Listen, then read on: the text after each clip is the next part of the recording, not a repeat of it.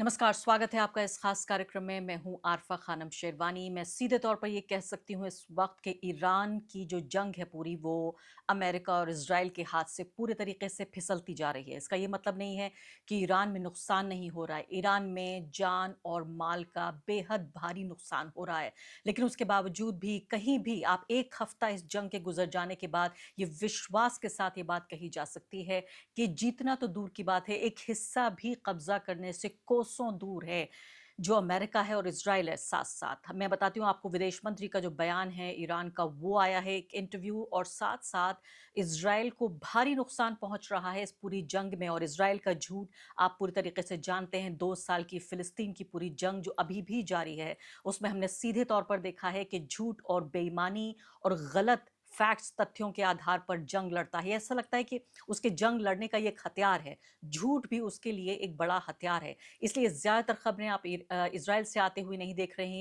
हैं। और सबसे बड़ी बात ये है कि ईरान ने अब परमिशन दे दी है सीएनएन को। सीएनएन की टीम वहाँ पहुँच चुकी है। मैं आपको बताऊँगी कि क्या उन्होंने वो खबरें देखी। फिर भी उसी के साथ, इसी डिस्क्लेमर के साथ मैं कहूँगी कि तमाम जो पश्चिमी मीडिया है, जिसकी शपथ लेते हुए, जिसको तमाम पढ़ते हुए, देखते हुए मेरे जैसे लोग पत्रकार बने हैं, हमारा विश्वास भी हिला है इन अंतर्राष्ट्रीय न्यूज़ ऑर्गेनाइजेशंस पे। लेकिन उसके बावजूद भी मैं आपको खबर बताऊंगी। सबसे पहले आपको बता रही हूं मैं कि किस तरह से जो ईरान के विदेश मंत्री हैं, उन्होंने सीधे तौर पे ये कहा है। एनबीसी को ये इंटरव्यू किया है, एनबीसी को दिया है इंटरव्यू। एनबीसी नाइटली न्यूज़ नाम से शो है। एंकर हैं उसके टॉम लमास। ये वायरल हो रहा है पूरा इंटरव्यू, जिसमें जर्नलिस्ट पूछता है, are you scared of US invasion? क्या आपको यूएस की हमले से आपको डर लग रहा है? क्योंकि खबर ये भी आ रही थी कि क्या यूनाइटेड स्टेट्स अपने फौजी जमीन पर भेजेगा, यानी कि वो जंग होगी जिस तरह से अफगानिस्तान या इससे पहले इराक या इसके अलावा लिबिया और सीरिया में जाकर बाकायदा फौजी लड़े हैं यूनाइटेड स्टेट्स के, और वहाँ के पूरे समाज को तबाह बर्बाद करके वहाँ तख्ता पलट कर दिया गया। और आप भी अच्छी तरह जानते हैं कि जीत तो दूर की बात है, वहाँ के जो समाज है वो उससे ज़्यादा बदतरीन हालात में जी रहे हैं। जहाँ पहले ये कहा गया कि डिक्टेटर को हटाने के लिए हम ऐसा कर रहे हैं, हम डेमोक्रेसी ले आएंगे, और ये एक मजाक बन चुका है यूनाइटेड स्टेट्स के लिए। जब कहा जाता है कि जिस जगह से, जिस मुल्क से उन्हें तेल लेना होता है, वो कहते हैं कि आइए आपके यहाँ हम डेमोक्रेसी ले आते हैं। तो उसके बाद जब ये पूछा गया, are you scared of US invasion, क्या आपको वहाँ जो, यानी ग्राउंड पर अगर कार्रवाई होगी, क्या आपको उससे डर लग रहा है? तो ईरान के जो फॉरेन मिनिस्टर हैं वो कहते हैं, no we are waiting for them, हम उनका इंतजार कर रहे हैं। जर्नलिस्ट ने कहा, यू आर वेटिंग, क्या आप इंतजार कर रहे हैं? इस सवाल के तौर पे उन्होंने छोड़ा। उन्होंने कहा कि yes, because we will confront them and it would be a disaster for US. हम उनका मुकाबला करेंगे और ये पूरी तरीके से तबाही लेकर आएगा यूनाइटेड स्टेट्स के लिए। Are you afraid of a U.S. invasion in your country? No, we are waiting for them.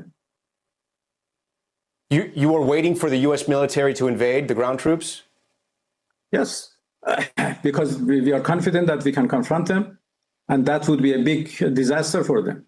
तो ये पूरी खबर आप ये देखिए, पूरा इंटरव्यू चाहें तो आप एनबीसी पर जाकर देखिए।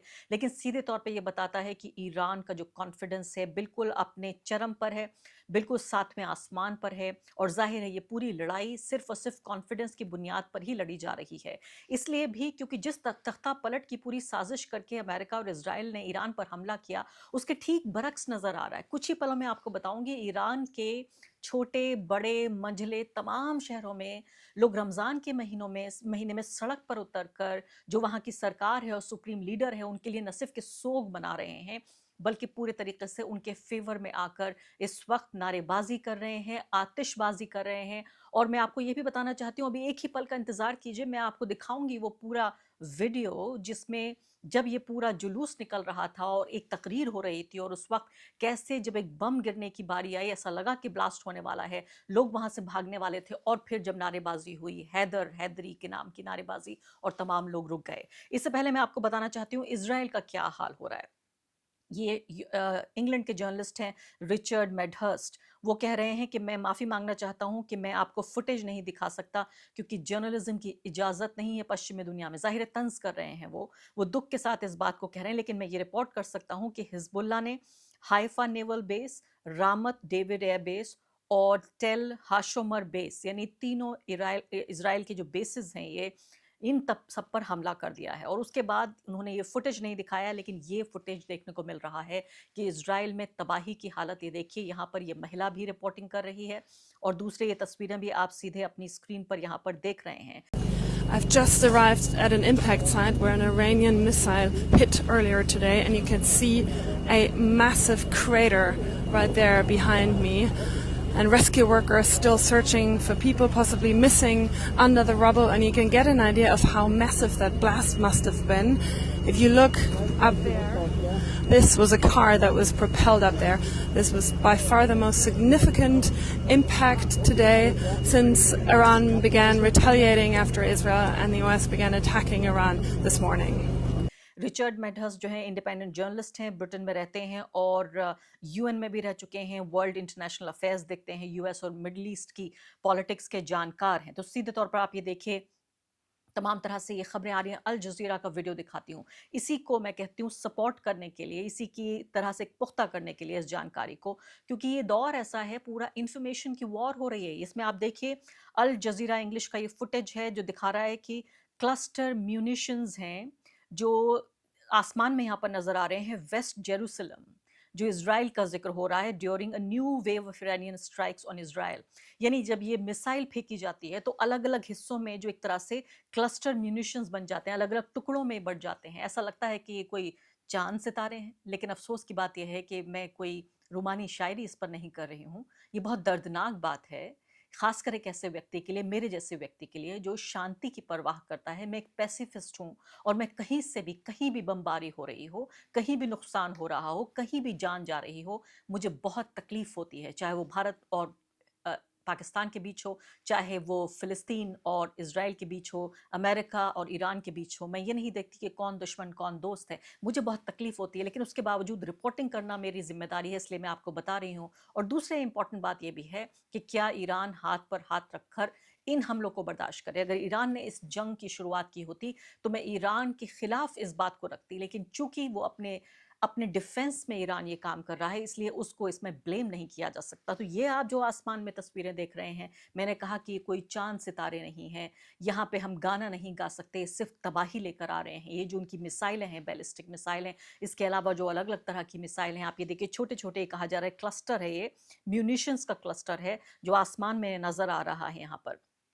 और इसके अलावा अब इसके बाद जो आप देख रहे हैं ये तस्वीरें, ये खुर्रम शहर बैलिस्टिक मिसाइल है, क्लस्टर म्यूनिशन है, ये इनके वॉर हेड्स नज़र आ रहे हैं फ़िलहाल जो इजराइल में नज़र आ रहे हैं। और ईरान के जो फॉर्मर लीडर थे, उनके ट्विटर अकाउंट से भी ये पोस्ट किया गया है, Khorramshahr moments are on the horizon. The Khorramshahr, उन्होंने बताया कि 2000 किलोमीटर की रेंज का ये एक बैलिस्टिक मिसाइल है, और ये इसका जो वॉर हेड है ये 1.5 टन, फिर से सुन लीजिए, इतना ये ले सकता है, कैपेबल है डिस्पर्स करने के लिए। 1.5 टन ये असलहा ले सकता है और गिरा सकता है। और डजन्स ऑफ सब म्यूनिशंस जो मैं आपको बता रही हूँ, ये छोटे छोटे जो टुकड़े हैं, ये आपको ये सितारों की तरह जो नज़र आ रहे हैं ये। इसके अलावा more than 100 countries have banned cluster munitions, लेकिन ईरान, इजराइल और United states, China, Russia, Ukraine इसके सिग्नेटरीज नहीं है, तो जाहिर है ये इसको इस्तेमाल कर सकते हैं। आप जानते हैं बहुत तरह की जो पाबंदियां हैं ईरान के ऊपर, इसकी वजह से भी जंग में वो कमज़ोर हो सकता था। और मैंने आपको बबी नकवी से जो इंटरव्यू, ये आप देखिएगा कमेंट सेक्शन में, सीधे तौर पे वो ये कह रहे हैं कि ईरान को भारी नुकसान हो रहा है। और उन्होंने 24 घंटे पहले की खबर दी थी कि ऐसा लगता था कि जो उनकी जो मिसाइलें हैं उनकी तादाद कम हो रही है, लेकिन अभी फ़िलहाल ये 24 घंटे के अंदर नहीं, मैं कहूँगी 12 घंटे के अंदर ही पूरी तस्वीर ये बदलती हुई यहाँ पर नज़र आ रही है। अब इससे पहले मैं आपको बताऊँ कि किस तरह से ये पता चल रहा है कि इजराइल फिर जो अपनी तमाम तरह की बेईमानी, झूठ और मसाद का पूरा खेल नजर आ रहा है, उससे पहले मैं आपको ये वीडियो दिखाना चाहती हूँ। और आगे बढ़ने से पहले एक अदना सी गुजारिश कि आप मेंबर बनिए मेरे चैनल का, आरफा खानम शेरवानी। अगर आप मेंबर बनते हैं, आपके समर्थन से आप मेरा हाथ मजबूत करेंगे, इतना मजबूत कि मैं सत्ता का कॉलर पकड़ के सवाल पूछ सकूंगी, और जो हमारे समुदाय में हाशिए के जो तबके हैं उनकी आवाज़ उठा सकूंगी। आप यकीन जानिए, आपका एक छोटा सा सहयोग मेरे लिए इतना बड़ा होगा जिसके लिए आप अंदाजा भी नहीं लगा सकते।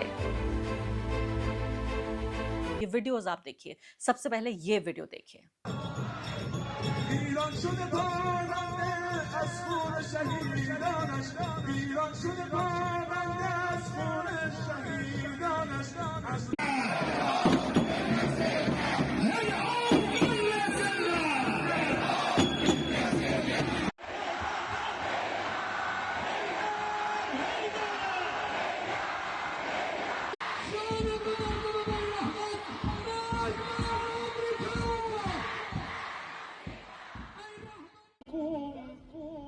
ذلكم خير لكم إن كنتم تعلمون.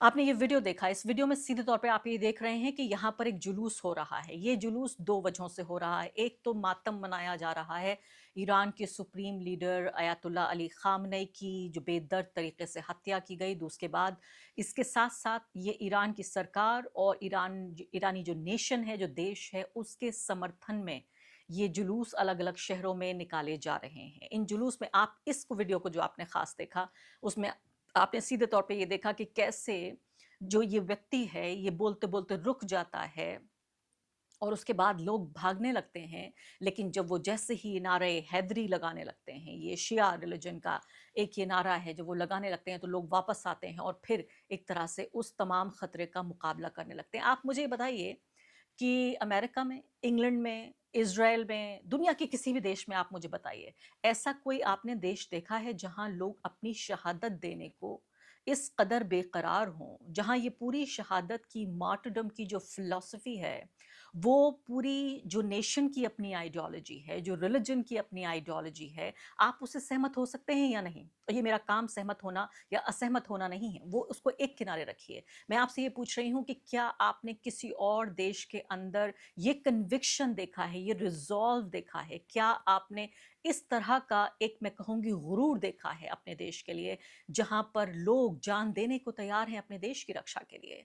यहाँ ईरान में इसको लेकर कमोबेश एक आम राय बन रही है कि क्या अयतुल्ला अली खामनेई जो बंकर में जाकर अपने को और अपने पूरे परिवार को बचा सकते थे, क्या वाकई उन्होंने ये जानबूझकर अपनी शहादत दी? मैं चाहती हूँ इस सवाल पर आप ज़रूर सोचिए। इसका एविडेंस कभी नहीं मिलेगा आपको, ये सिर्फ एक यकीन ही है। आप इस पे यकीन करें या ना करें, विश्वास करें ना करें, ये सिर्फ एक बात ही है, एक समझ ही है।